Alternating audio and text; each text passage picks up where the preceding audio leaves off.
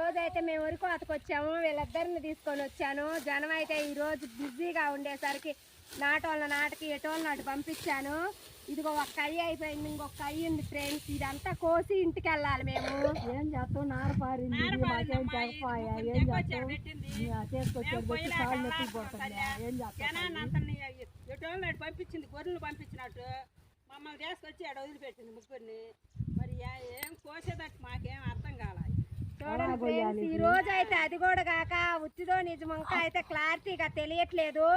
మొబ్బ ఈ రోజు అయితే పైన రెక్కల సందు నొప్పులు, కాళ్ళు పట్టుకొని మోకాళ్ళు వంగటం లేదు.